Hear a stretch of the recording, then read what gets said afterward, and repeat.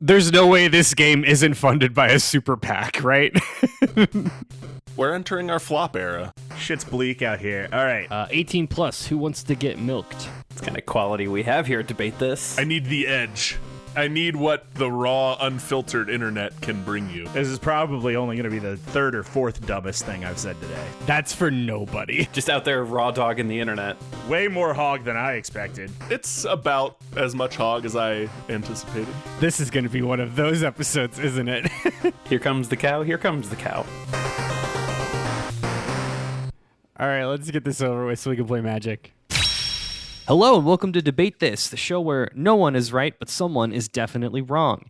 In this show, we take time out of our busy adult lives to talk about comic books, video games, and how the sheer volume of roads, infrastructure, and electric grids that I've built and renovated in Pokopia officially qualify me as a city planner. Thank you. Did you see the thing where someone made a maximum security prison for Mr. Mime? No, but that's great. That is where Mr. Mime belongs. Yeah, it's like deep That is underground. Oh, I have seen that. Yeah, it's just a hole. It's just a hole with a Just a hole for him to live in. It's just a hole for a pervert hole. I did see just that we built a computer within Pokopia already, which is like the first test you do in any of these open-ended building games to do whatever you want. I think you can build a computer in Tears of the Kingdom as well. Yeah, Minecraft it's famously You can do war crimes in Tears of the Kingdom. You can do a lot of war crimes. Yeah, you get a that's lot true. of maximum security prisons in Tears of the Kingdom. Does anybody it's know? only a Can you matter of play time Doom? till Can you play Doom in Pokopia? we were going to say the same thing. Yeah, it's Oh, only a matter nice. of time Hell until yeah. you can play Doom and Pokemon Red. Yeah, there you go. Is Pokopia just Pokemon Minecraft? That's what I'm putting together. It's Pokemon Well, Stardew Matt, Valley. let's talk about it. Because Pokopia, segue, is really going to be kind of the front runner, the main topic of today's episode, because it's all I can think about, and it's all I have thought about for weeks. It's why I bought a Switch 2. It's why I think a lot of people have purchased a Switch 2. Source anecdotal evidence, because I didn't care to look this up, but I can tell you Data point that- of one. Data point of one, but I can tell you that Pokopia is the highest rated Pokemon game of all time. And that's saying Dang. something. Oh. Dang. That is saying something. Now, granted, the Pokemon, fan base, yada, yada, yada, et cetera, but highest rated Pokemon game of all time. That doesn't have Pokemon in the title, which is fine. Now, so to answer Matt's question, Pokopia, what is Pokopia, right? If you haven't watched any reels lately, Pokopia is a Pokemon game by the creators of Dragon Quest Builders 2. Now, if that doesn't mean anything to you, Dragon Quest Builders 2 was obviously a game set in the Dragon Quest universe, but a Minecraft-inspired game that is all about rebuilding. And I say Dragon Quest Builders 2 because it is a lot more tailored and like story-driven, narrative-driven, task-driven than Minecraft. Minecraft is just, here's a sandbox, here's a bunch of tools, go play, right? Sure. Mm-hmm. DQ Builders and now Pokopia is a lot more. It has a narrative, it has a story, it has levels, it has like a purpose behind it. And the narrative, in fact, is what we're going to talk about, is the focus of today's episode. But in that kind of, so instead of just giving you the whole sandbox, it's going to give you the story of the sandbox and why the sandbox came to be and what this shovel means to this inner conflict and this existential crisis and so on and so forth. And with a little bit of Viva Pinata thrown in there for the freaks. Viva Pinata mentioned. It's me. I'm the freaks. It's Todd. It's a great game. And, on the surface, the game carries all of the DNA of a traditional cozy game, right? It looks like on the surface, it looks like it's Pokemon or Animal Crossing, but Pokemon. But under that soft and cuddly veneer lies a deep and fairly dark subplot about a series of climate disasters leading to drought, famine, and the rapid near extinction of the entire human race. Just Hell like yeah. Animal Crossing. just like Animal Crossing. Now, this is a very real warning. There are going to be fairly mild spoilers for Pokopia. If you plan on playing this and you don't know anything about it, and you do want to remain unspoiled, maybe come back to this episode later. We're not going to get very far into the story, but to reveal kind of the subplot here is going to reveal the first 10 or so hours of the game. So this is your warning. Consider yourself warned. So shortly after going through the first couple of missions in Pokopia, we learn throughout the game that the human race is gone. Basically, we're playing in a version of Kanto. We're playing in the setting of the original Pokemon games, but it's very many years later from the events of Pokemon Red, where all of humanity has been wiped out.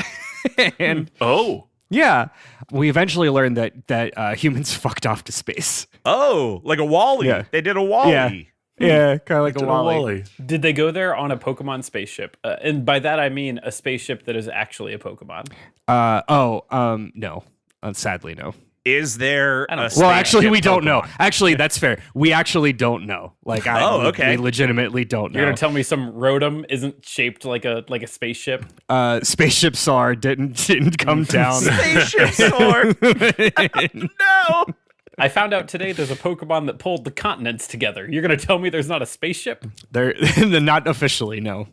So that's kind of the idea here is I want to recreate this particular magic today, which is the world after the end of the world.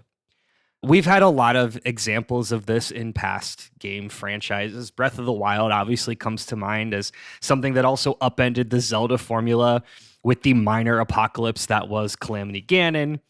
We had Kirby in the Forgotten Land hinted at a society that had already ended. I actually thank you for somebody who added that. I totally forgot about that one. And now we've got Pokopia, which has revitalized the Pokemon formula with a very, very adorable end of the known world. So, gentlemen, I would like for us to determine the next franchise to rise from the plot-driven ashes like the Phoenix itself. So joining me today are my fellow post-apocalyptic city planners, Todd, the Vault Dweller Thomas, Kyle, Sam Porter Bridges Harper, and Matt 2B Cole. Those are good ones. Those are. Thanks. I understand why you did 2B, and I know it's not for Nier Automata, and I appreciate that. That's what I appreciate about you. I am saluting you over our video chat. Don't get 2B. These are protagonists in games that take place in a post-apocalypse. 2B is the main character of Nier Automata. Yeah. That is a thing I specifically decided to forget. So that's a game I've never played. Who's Sam Porter Bridges? Death Stranding. Oh, okay. Gotcha. Because when I think Kyle Harper, I think Death Stranding. Yeah. The one where the rain changes time and you're powered by a baby or something. Everything like I learn that. about that game is made up, dude. It's all real, and your mom is the president. FedEx Simulator, the game. Yeah. They made a sequel, and it was the game of the year somehow. Death Stranding is like The Secret Lives of Mormon Wives in the way that everything I know about it, I did not learn consensually. I did not consent to know anything about any of this. That's mostly our friendship. I wasn't sure where you were going with Secret Lives of Mormon Wives, but I do agree with you. Yeah. I felt good about those connections. That's kind of the thesis of this podcast, for what it's worth. Yeah. Yeah. All right, let's jump in. So, guys, what established franchise are you going to soft boot by adding the pinch of spice that is a world-ending apocalypse? And more importantly, how are players going to rebuild that world? And we'll start today with Todd. Yeah, would love to. So, gonna hit you with some hot lore to start here. Hell yeah, brother. Yeah, the legends hath foretold that once every 10 generations, a dragon is born that'll inspire hope. This is real lore, and this is the foundational lore that we are all very well aware of from the game that we all played or owned or rented or at least tested on a PlayStation demo disc, and that is Spyro the Dragon. That's right. Spyro was a dragon of lore, and in the first Spyro game, Spyro is found in his egg that is floated down a river, and he's picked up like a Moses allegory out of the reeds by some dragonflies who raise him as their own, and then they're like, oh, you're not really a dragonfly, you're a dragon, we should help you find the other dragons. And he goes and finds these other elder dragons that have been imprisoned by dark forces, yada yada. You get it. We've all played this game. Yeah, but I didn't know any of that. That's crazy. No, well, Matt, that's in the 45-second cutscene that you usually skip. That you when mash you're trying X to move through. That's the Elijah Wood one. That's the story of the Elijah Wood one. That the reboot. Elijah Wood is in Spyro? Yeah, he is Spyro. He's Spyro in the they rebooted it for the PS2 era and they added all the lore. Elijah Wood, look it up on IMDb. I'm not making this up. No, I believe you. I full on believe Elijah Wood and Gary Oldman are the main characters. Was that before or after Happy Feet? I don't know. I don't date my life. I don't date the world around Happy I guess Feet. it would have been before because because if it's the PS2 Yeah, I era, think so. Happy Feet was like 2009. What's so funny about all this, I spent a good amount of time, more time than I'd like to admit, watching Spyro lore videos. So I've probably consumed 2 to 3 hours of Spyro content today. Elijah Wood's name doesn't come up once. Not one time. Those internet nerds connect those dots. That's so good. Anyway, in the original Spyro game, you save all those dragons.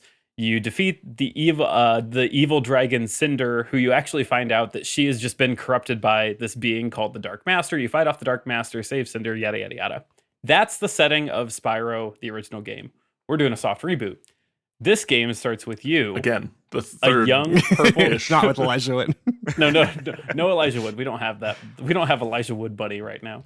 Our game starts with you, a young purple dragon emerging from your egg, in a dragon nest hidden away in the mountains. As you explore, you find remnants of other cracked eggs everywhere and a large skeleton of an ancient dragon. And you venture out into this world that appears largely decimated. There's that post-apocalyptic world you asked for, Andrew. Got it for you. Love it. As you explore, you find a small civilization of dragonflies that tell you that the world has been decimated by a being known as the Dark Monster that like flies over the plains, which comes with this cinematic panning to this gaunt, decrepit monster with ravaged wings just lumbering through the air in the distance. He is rumored to be hunting down dragons that are born to ensure that his reign never ends. The dragonflies then go on to tell you that this legend that foretold every 10 generations a purple dragon will inspire hope is real, and that their ancestors, other dragonflies, helped that hero named Spyro save the world. So you, this purple dragon, decide to take on the hero's mantle and name, Spyro, and venture forth to go civilization to civilization to help reclaim land from this dark monster in this like Paper Mario-esque cozy RPG that I'm titling The Legend of Spyro, The Last Dragon, because Paper Mario feels like the coziest RPG I could give you. Yeah, that's fair. I do feel like that's accurate. I don't know that I can believe all of the Spyro lore, but I do think that Paper Mario is probably the coziest RPG. Dude, Matt, I'm not even out of pocket on this. This is the Spyro lore. Every 10 generations, it's the Ganon story. Every 10 generations, you get a new purple dragon that'll inspire hope. Only Ganon fucks everything. I don't want to spill my beans too early, but I too am bringing a game with absolutely insane lore, so I cannot throw stones from my glass house. Perfect. I just am acknowledging the silliness of what we're doing here today.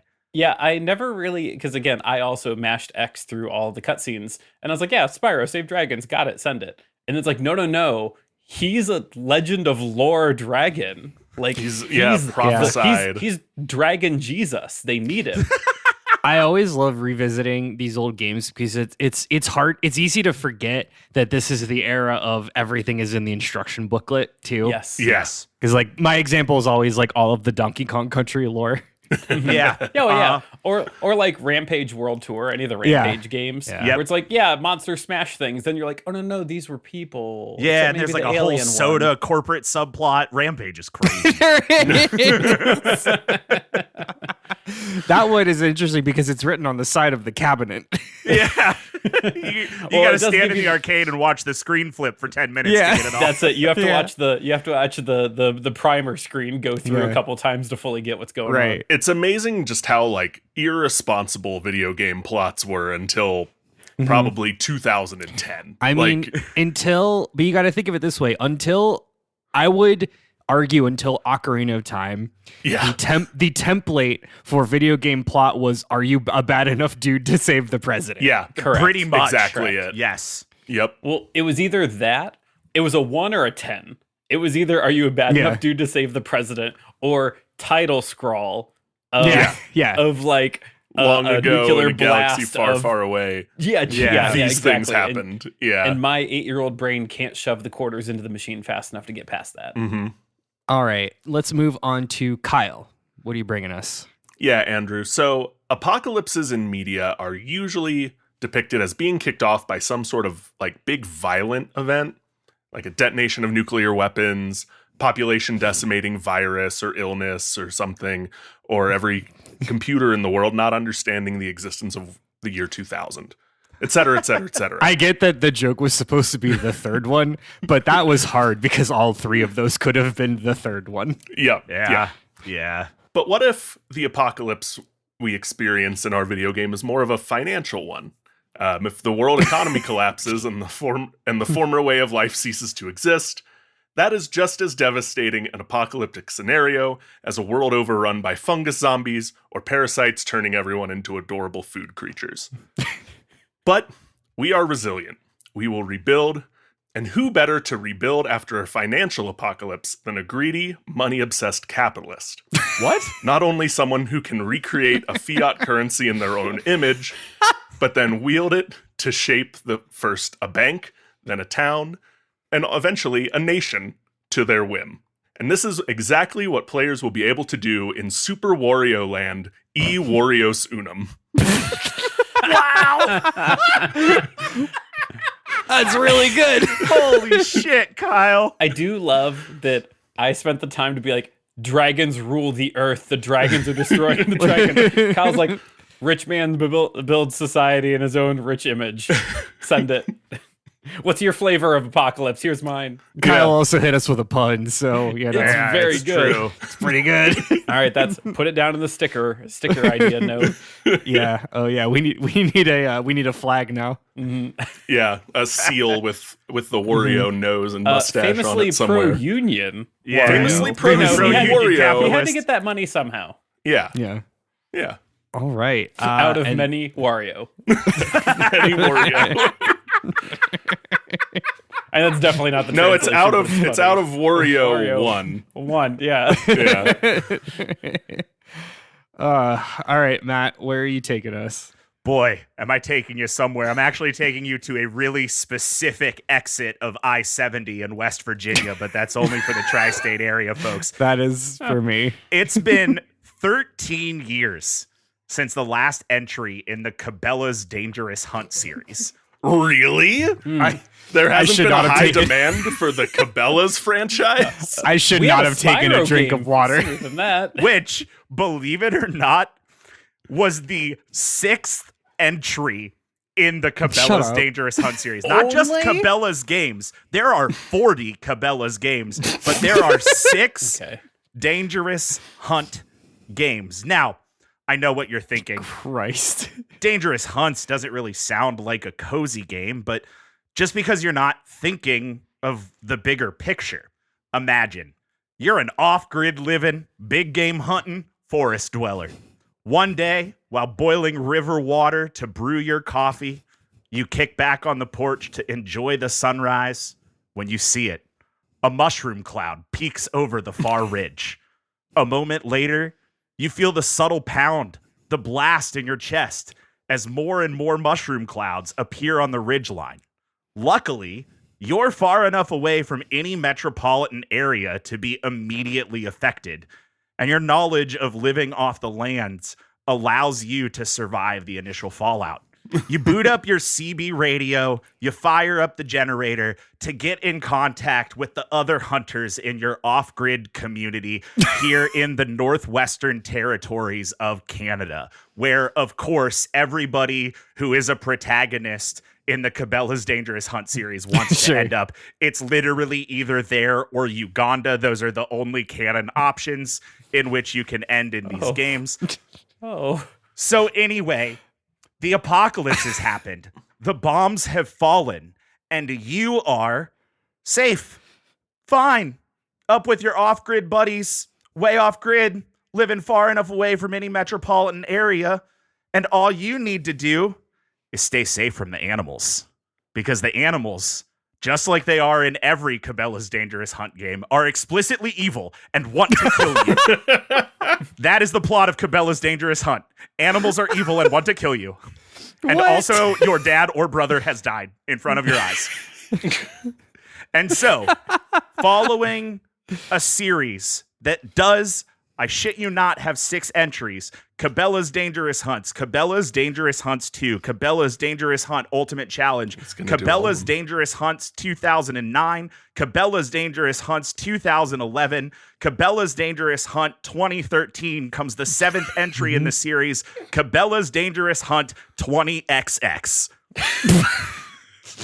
I was primed and ready to receive Cabela's Dangerous Hunts, the most dangerous game. Yeah.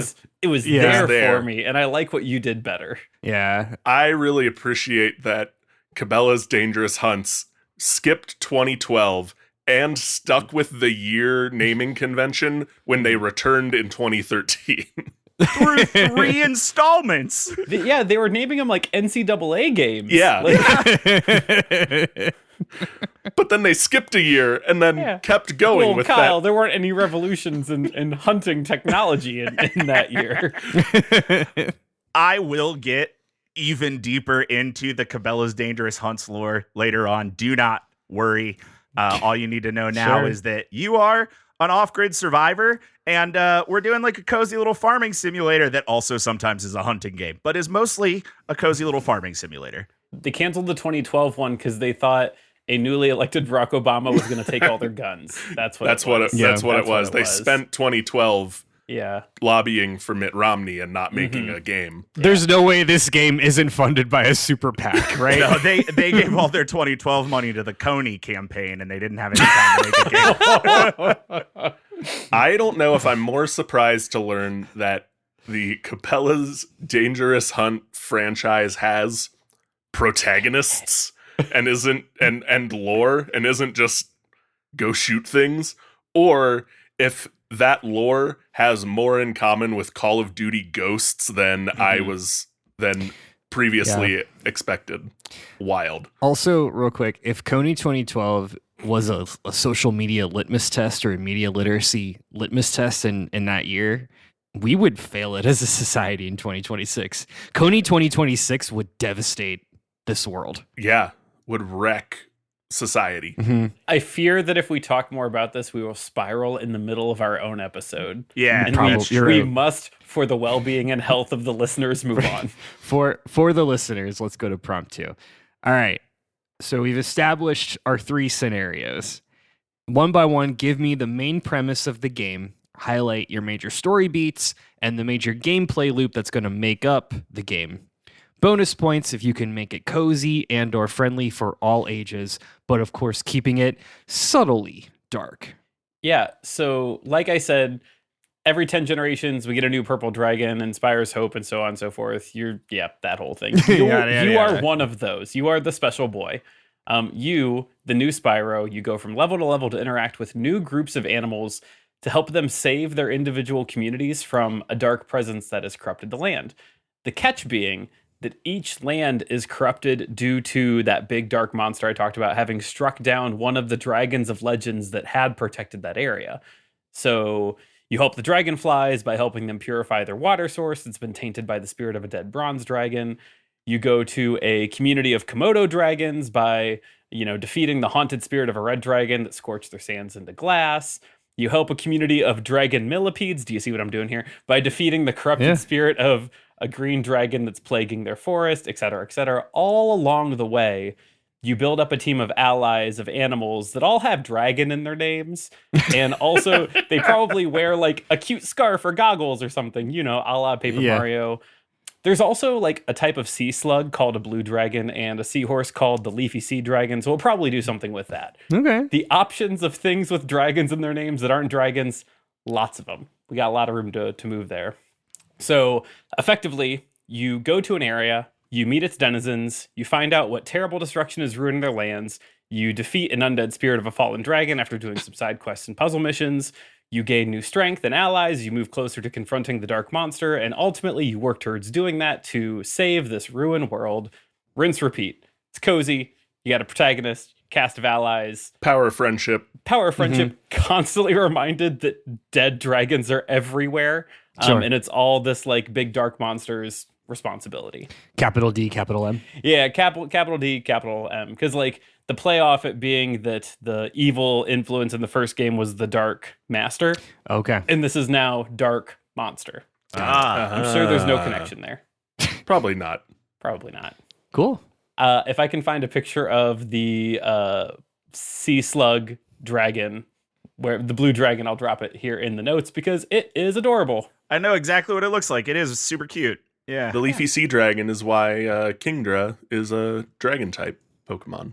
I'm pretty sure the sea slug that you're about to image drop is like super venomous too. It's gotta be. It's Yeah, There's nothing a in nature 0% is that chance. color and not exceptionally dangerous. And not will kill you by here. I'll being in use its the aura. picture of it on a man's hand because that's even more adorable. But this Yeah. man's hand probably had to get cut off. probably afterwards. right where it belongs. The other thing I just remembered about that Spyro game is that David Spade voiced the dragonfly.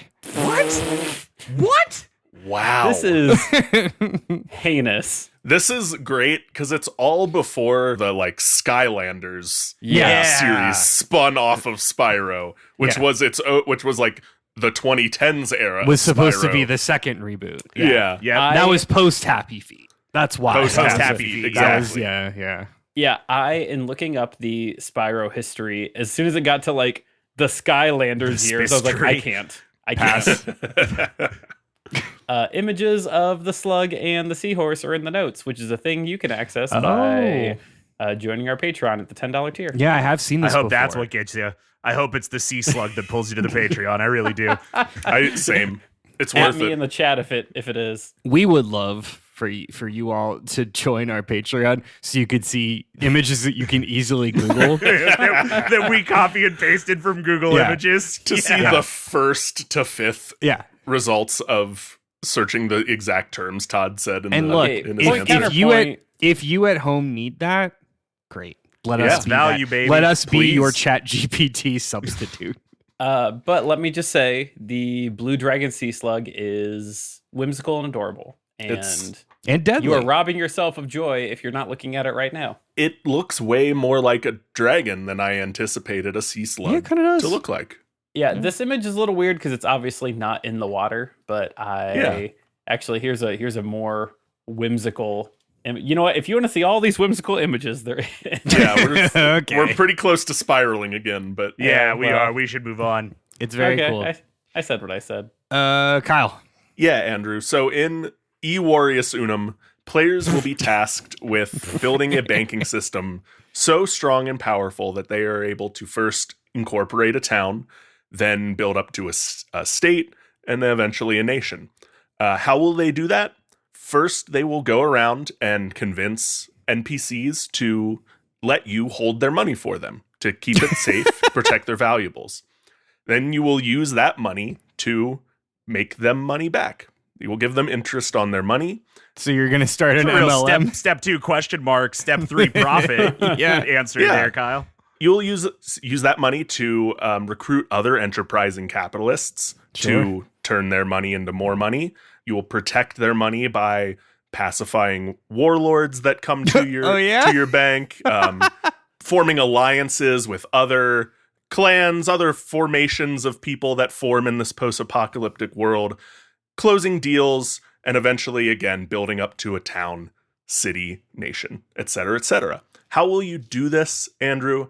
This will all be done through an idle clicker type setup. You'll build you'll build your idle clicker, and you'll form these alliances and recruit these other employees and partnerships through fun WarioWare style mini games. We're going to keep the WarioWare mini game connection alive, and that's how you will form your alliances, recruit your employees, and grow your bank into a world power.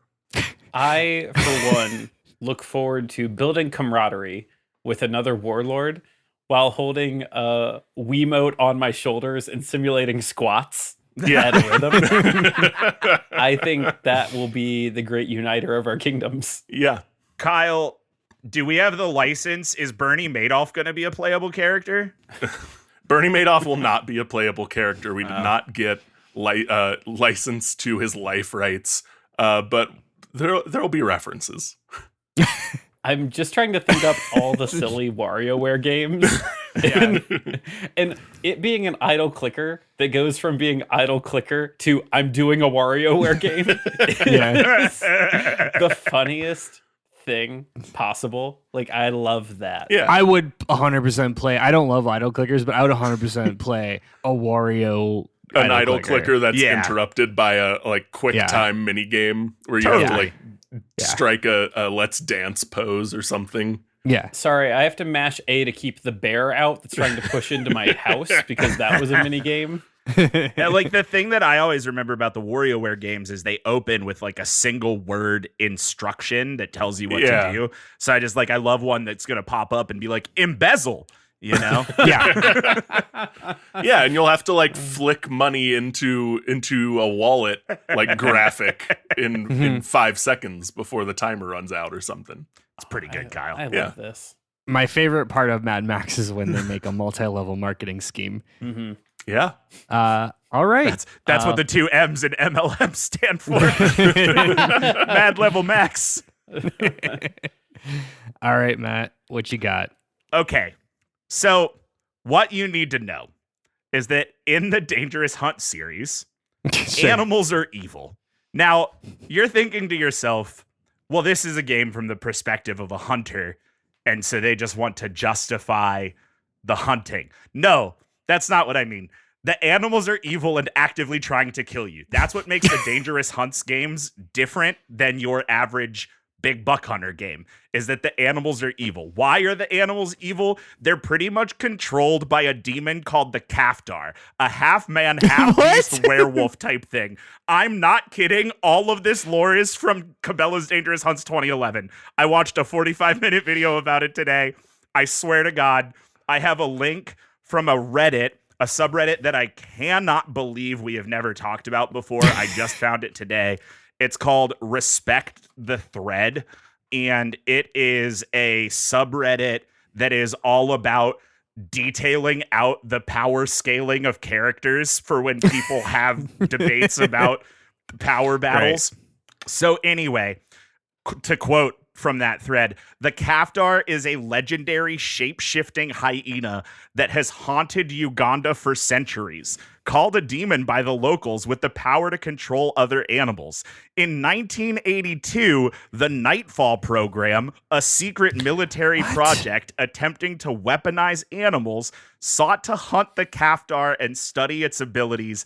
I swear to God, this is from Cabela Dangerous Hunts 2011. Bananas. This 100%. So you guys know like the lore of how like Rocky 2 wasn't a Rocky movie when it was written. They like bought it I've and not then heard this. pushed it into a Rocky shaped mold. Not Rocky. Fantastic Four. The other one. The other Stallone vehicle. Predator? Crap.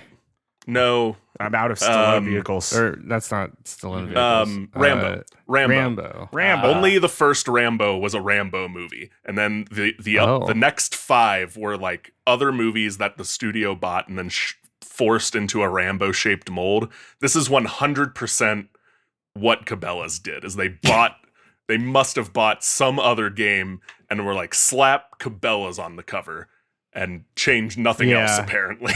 Well, so I searched for when Matt was giving the lore of the Kaftar, I was like, that can't be completely original. And it does look like the Kaftar is a cryptid that was originally established in New Delhi in India. Yes. So it is like a Middle Eastern cryptid. In the Cabela's lore, it's from Uganda because, again, that is one of the canon places that Cabela's Dangerous Hunts visits. I have to imagine the people that are in charge of the Cabela's games don't have a globe. No, certainly not. There's no way. They have a globe that's probably shaped like the contiguous United States.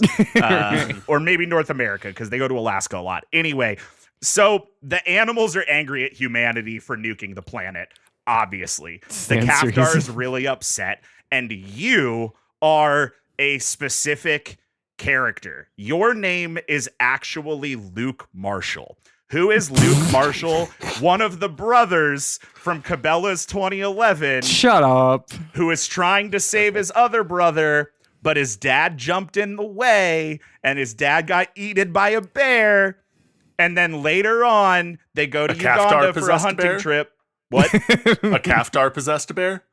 Well, so we think that it's not a possessed bear. We think that bear might have just been the Kaftar. I fell down such a hole today. Anyway, what matters is that you are this hunter who comes from a family line that is cursed by the Kaftar. You can look up the lore yourself. Just trust me, you are. That link you shared is bananas. I know. I'm not. That's It's staying insane. blue. It's insane. So The top Reddit comment is Cabela's lore is wild, man. So you are a hunter who has retired from hunting. Why? Your dad is dead. Your brother's dead. You don't want to hunt anymore. So you go off into the woods and you are living happily, safely in an off-grid living community, all connected by CB radios until one day the bombs fall.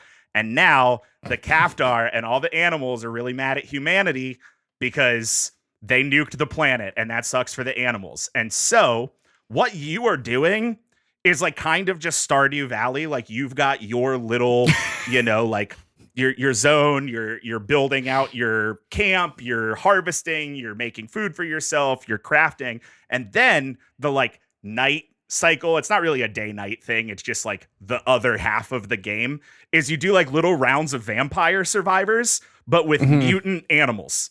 So like all of the animals are trying to come up the mountain to get you because you're the only humanity left.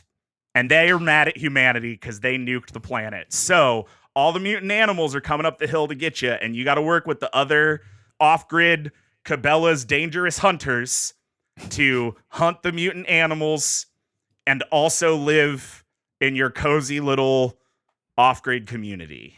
Now, Matt, are all the animals coming to get you like big game predators, or are there like Kaftar possessed like squirrels and rabbits coming to get you too? Phenomenal question. I'm so glad you asked, Kyle. It is literally every animal, because a big thing in the gotta be Cabela's some Dangerous airborne Hunts games shit. is that like sometimes you use a shotgun to like shoot doves or like ducks. Like you use Right. whatever gun is in hand to blow up whatever animals you need to. And in the 2011 game, this is so weird.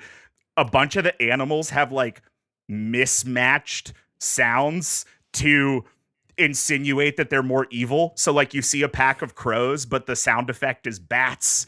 This is good. real. Yeah. So anyway, the animals are evil. They're trying to kill you. You're doing a cozy core game, and then you play Vampire Survivors for 10 minutes, and then you do more cozy core. It's literally Todd's favorite game. He already downloaded it. I mean, I would.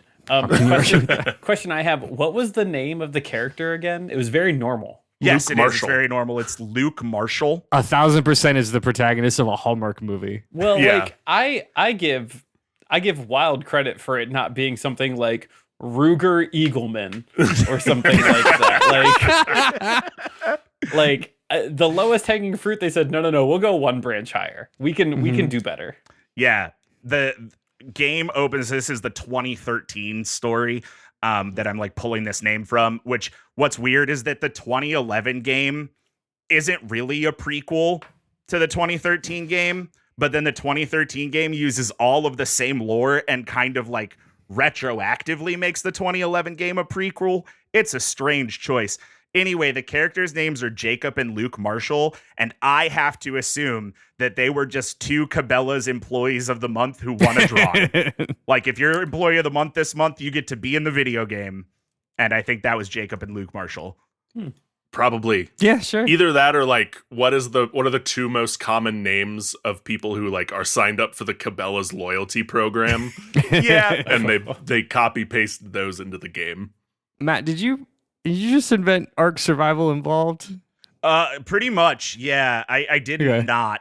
Yeah. Mine's got Not Cabela's on purpose. That's Yeah. totally fair point. Fair point. Okay. Well, just like in Ark Survival Evolved, the game these days, many games go well past the part of rolling credits, right?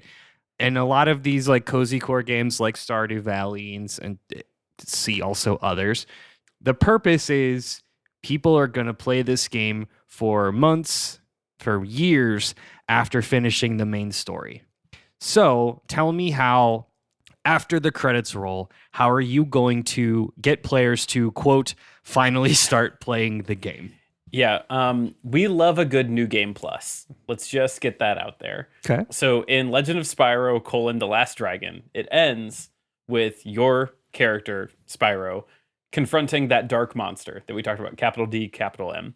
You square up with this gaunt, cursed specter of an elder dragon to ultimately find out that the dark monster who plagues this world is in fact the original Spyro himself. What? It's a nuts reveal. Oh, shit. Oh, boy. Is that Elijah Wood, Spyro? It is Elijah Wood Spyro. We did get him. We just didn't talk about it. We buried the lead. Pretty good. Had to bury the leak. He only has like 10 lines. So, and he's aged thousands of years because if you remember, every 10 generations, a new purple dragon is born. Dragons live for like forever. So like this is stealing straight from the Pokopia ruling of like it is thousands and thousands of years in the future. It is an undecipherable amount of time has passed. So at the conclusion of this original story, so Spyro was unable to save the other dragons from the influence of the Dark Master, and so he had to strike them down one by one. Except he didn't have to, instead he was manipulated into doing so by the Dark Master himself. So Spyro, the original one, killed all the dragons because the Dark Master tricked him. And so that's why he became the way that he is. He's a bad, nasty man. So you successfully strike him down, you save the land, credits roll, and then you're treated with the option of selecting prequel, The Fall of Spyro. And in that prequel, you see how those events unfolded. And after you do that, you unlock New Game Plus. In New Game Plus, you really get to play the game. You're playing it now. Instead of fighting off those corrupted dragons in each area and ultimately the dark visage of Spyro as the dark monster, you instead redeem those dragon spirits at the end of fighting them, and they turn into young wormlings that become your companions, and then you save Spyro from the dark influence, and then you ultimately fight the Dark Master that you never actually destroy in the original Spyro games, or so I'm led to believe from the one synopsis that I read. And then you destroy him once for all, you save the land, and you really play the game. You don't get the real ending until you play like 3 games, and then you get the real ending for the real gamers. And I thought you forgot all about Nier Automata, Todd. Andrew, I wish I could forget Nier Automata. My brain hurts me in ways that I can't describe, and one of which is knowing that Nier Automata had that influence to give this answer. Every day, Todd wakes up and remembers Nier Automata lore and forgets a family member's birthday. The order of operations is typically, what work do I need to get done? What chores need to get done? Am I free yet of the influence of Nier Automata in my brain? And each what one am of I those going to eat makes for me lunch? Yeah. Each one of those make me sweatier and more anxious. Good.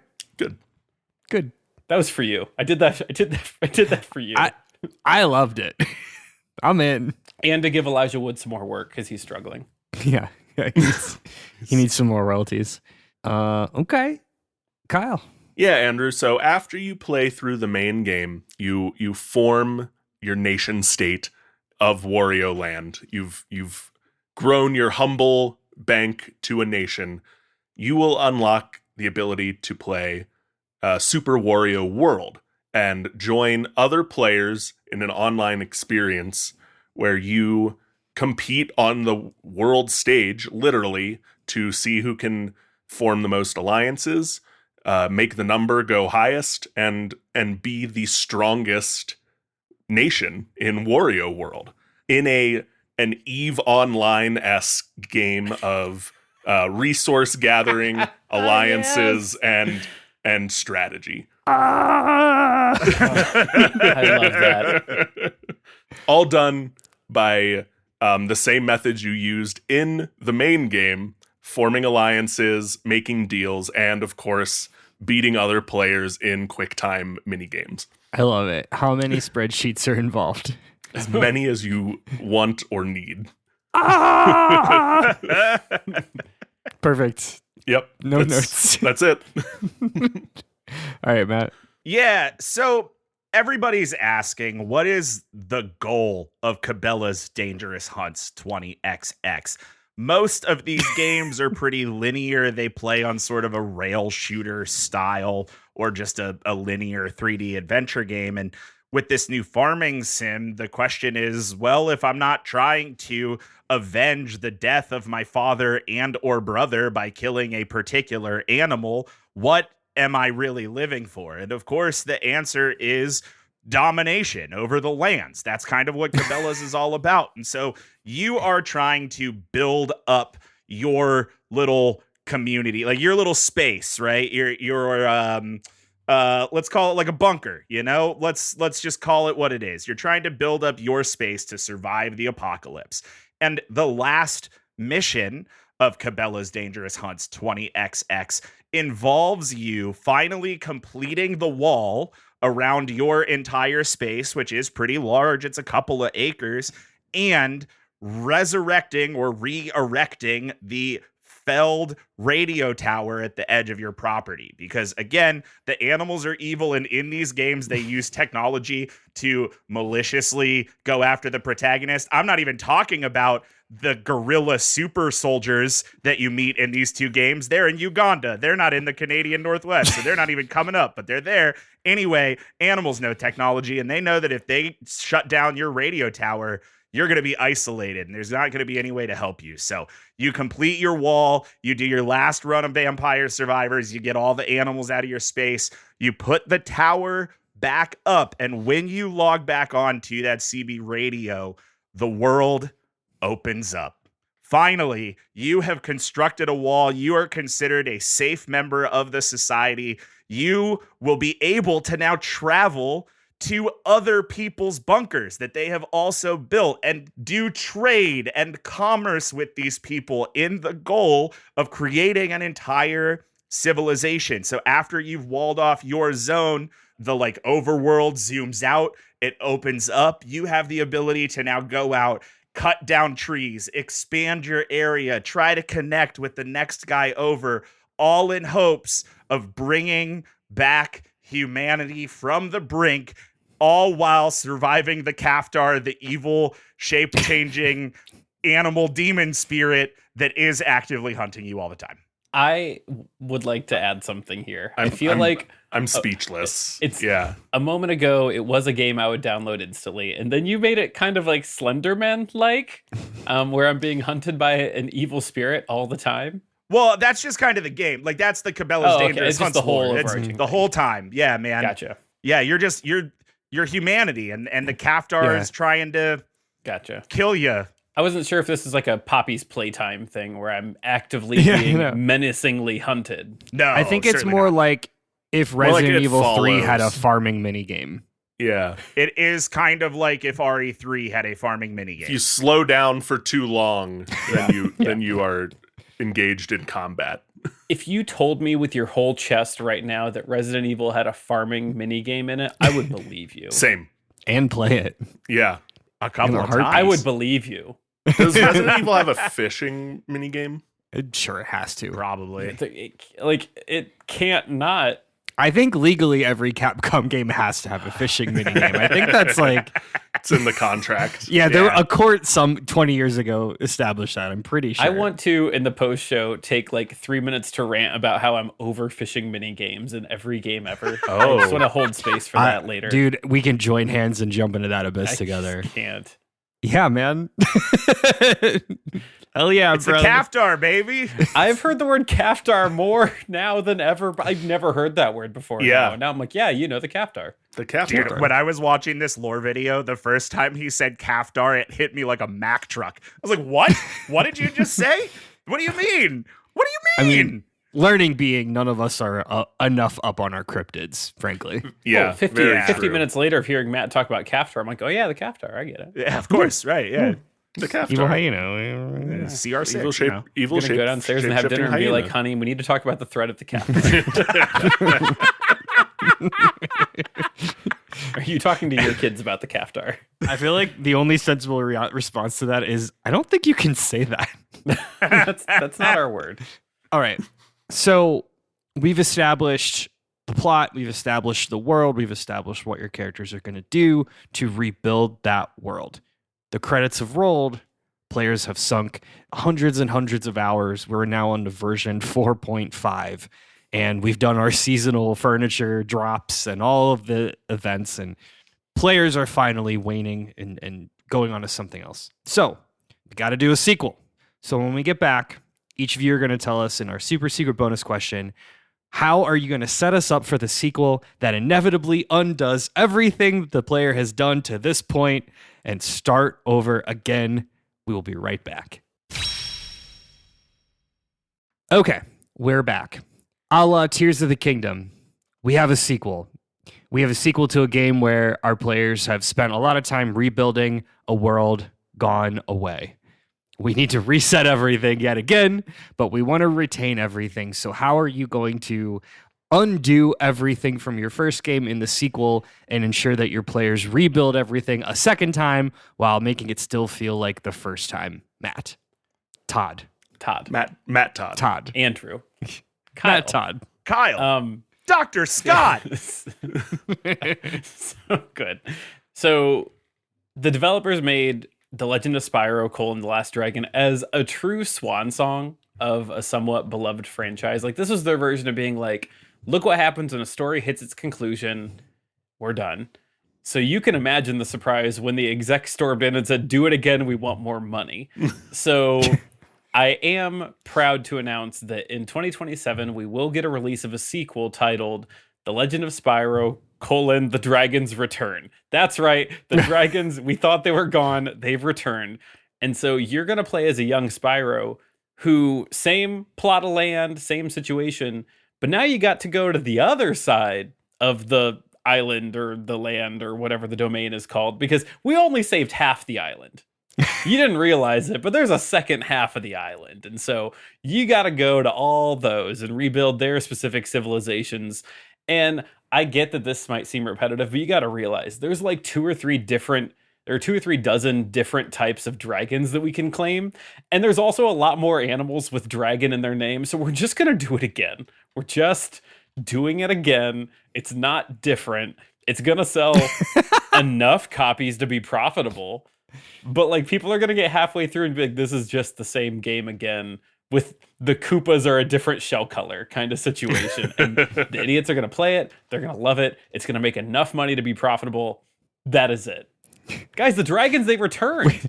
Sorry, I was distracted by the entirety of Wizards of the Coast licking their lips and rubbing their hands together. Yeah, man. Yeah. Tell me if you've heard this one before. Same thing, different names. We got it. Got it. All right. Kyle.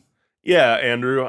So the great thing about having our entire first game being about rebuilding a capitalist society that had collapsed under the weight of its own bloat and need for unending growth is that we can just do that again to set up our second game, because that is the inevitable conclusion of the world we have built in Wario Land.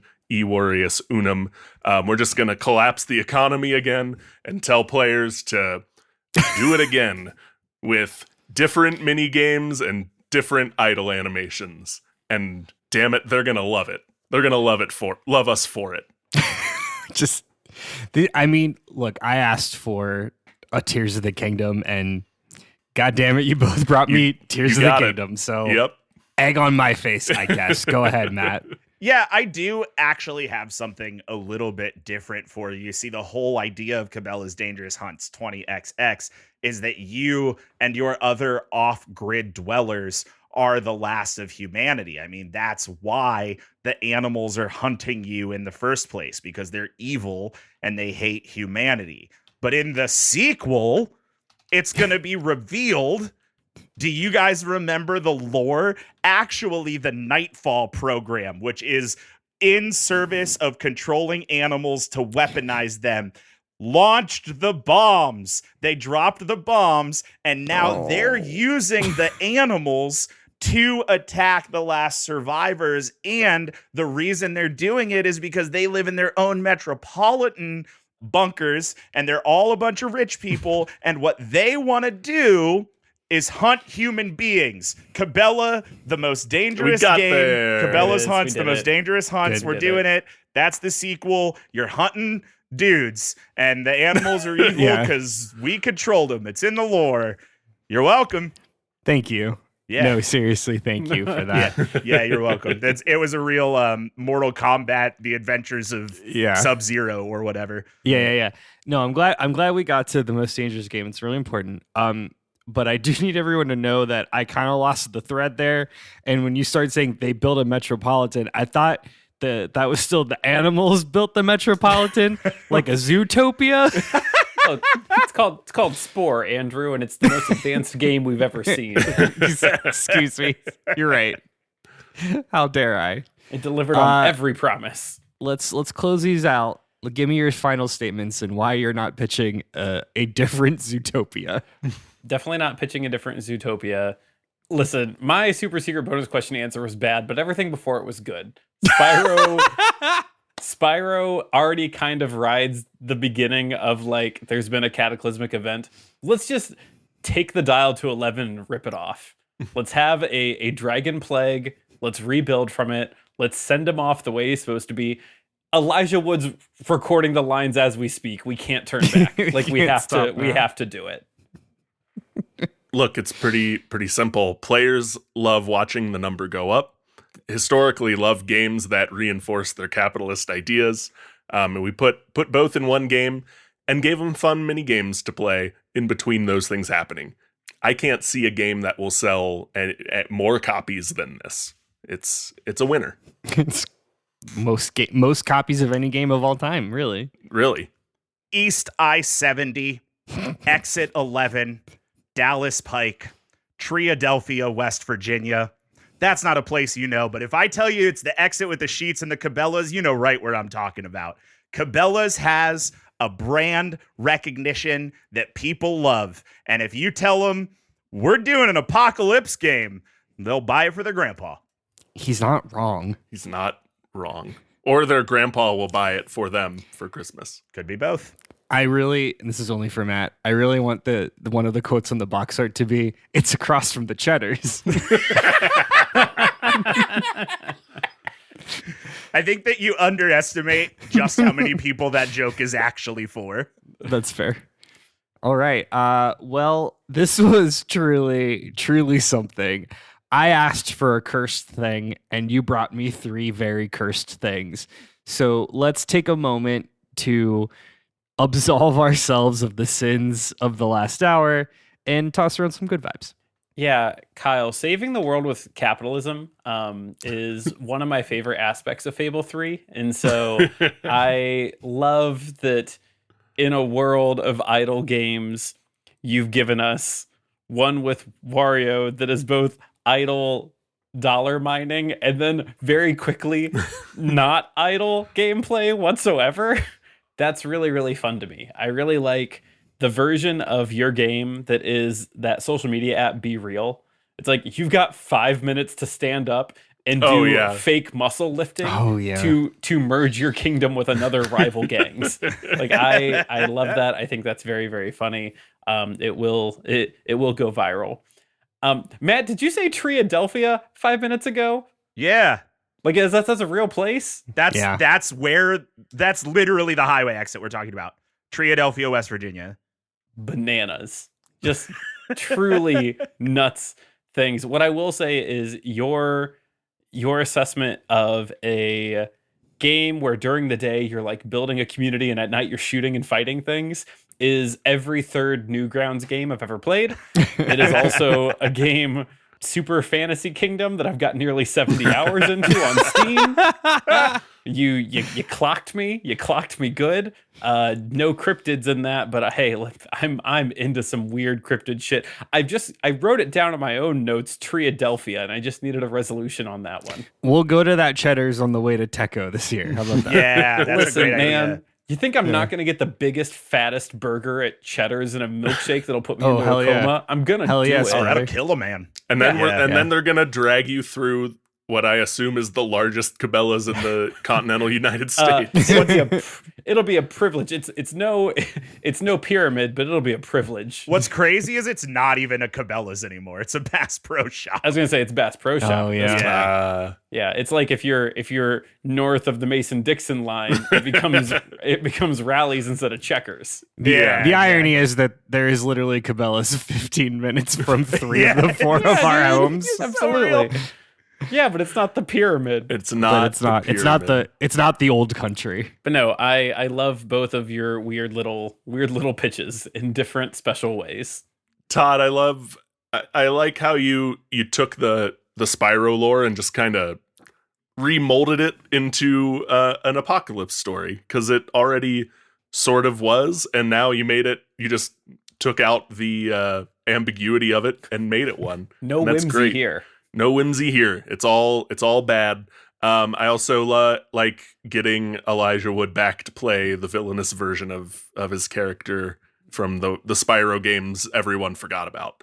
Matt, your ability to find weird games with weird lore, or games that you wouldn't think have lore that have the most lore, is unmatched and kudos.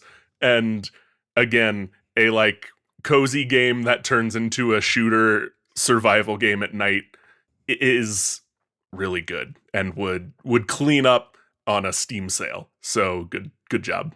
Yeah, man. I really love Spyro, and I think it's crazy that we haven't talked about Spyro more. This is also the first time that I have ever heard about Elijah Wood being Spyro, and I'm going to think about that a lot. And that's really exciting for me personally. With me forever. Also, your answer, Todd, because you just kept saying, like, we're going to find anything that's justifiably a dragon and put it in this game, reminded me a lot of, there's this animated Rankin Bass movie that I watched a bunch growing up that predates me, but it was called Flight of Dragons, and it's just a movie of like, what if all the dragons got together? Then what? And it was just, a bunch of drawings of dragons, and I really liked it as a kid, and so your answer reminded me of that, and I like that a lot. Kyle, out of Wario Mini. That's incredible, man. Like the Ewarius Unum or whatever it's called is so good, and I yearn for a game that allows me to progress socially and economically in 30-second spurts through mini games. That's all I've ever wanted. That would be great. I like it a lot. Yeah, honestly, great. I love a post-apocalyptic story, and I think all of us did a good job ending a world today. Yeah, 100% agree. So I've come to a decision. And so just to kind of bring back to the rubric, I asked you, all three of you, to pitch me a game that takes place in a post-apocalypse. You all did that with flying colors. Check. I asked you, give me something that is maybe not capital C cozy, but lowercase c cozy, family friendly, maybe whimsical, but not necessarily whimsical. You did it. Check. And I said, give me something that's subtly dark. And you each three gave me something that is unobjectionably dark. Check. One of the things that I feel makes Pokopia so special and dark is how when you play your Ditto wearing a human skin suit, because you're playing a Ditto wearing a human skin suit, can't stress that enough. Part of the like story piece of it is you're finding all of these Pokemon and you're rebuilding.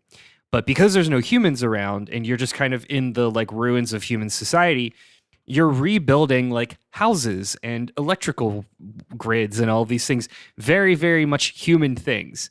But this is like Magikarp and Pinsir and Scyther building a house and being like, oh, what now? And it's just this idea of a bunch of Pokemon just like kind of repeating the movements of humans and just being like, bup, bup, bup, bup, bup, taxes, bup, bup, bup, bup, right? It's very funny. It's very silly, but it's also horrifying. And the idea that after the fall of society, after the economy has tanked, somebody would show up and say, hey guys, let's just do it again. Despite the fact that money has no meaning, we're going to all agree to assign all of this value to the money. Also, I have all of the money. Don't worry about it. That to me is probably one of the more darkest things that anyone has conceived on this show. And for that, I'm going to award today's trophy to Kyle. Yes. Yeah, that fits. Well earned. Thank you. It's got big Brennan Lee Mulligan's version of like, don't wish to be the richest person. We could have a whole different system. Right. Yeah, we don't need to do any of that. Yeah. And Wario looked in the mirror and said, nah. Run it back. No, he looked in the mirror and said, wow. Yeah. So with that, thank you for listening to Debate This. Of course, you can follow along with the arguments on Instagram, YouTube, and Patreon, all at Debate This Cast, one word, or visit us on our website at debatethiscast.com. If you want to support the short, nope, those weren't words. If you want to support the show more, you could check out our Patreon at patreon.com/debatethiscast, where for the price of $5 a month, you get access to our monthly Patreon feed. Right now, we are doing season 2 of our Lord of the Rings rewatch called Fellowship This, aka one does not simply record a Lord of the Rings podcast, there and pod again, an unexpected recording. Because we keep adding a subtitle every trilogy. So as you probably have sussed out, we're going through the Hobbit trilogy now, which were certainly movies that came out directed by Peter Jackson based on the works of J.R.R. Tolkien in the 2010s. That's what they are. Can't prove they aren't. We're going to see Smaug eventually. We may or may not see Smaug. And we're going to hear that Ed Sheeran song. Oh, God. If you want to get that joke and others, check out our Patreon feed. That's patreon.com/debatethiscast. Until next time, my name is Andrew Henderson. I'm Todd. Treeadelphia. Thomas. I'm Kyle, new Wario Order Harper. And I'm Matt. It puts the ditto on its skin or else it gets the hose again. Cole.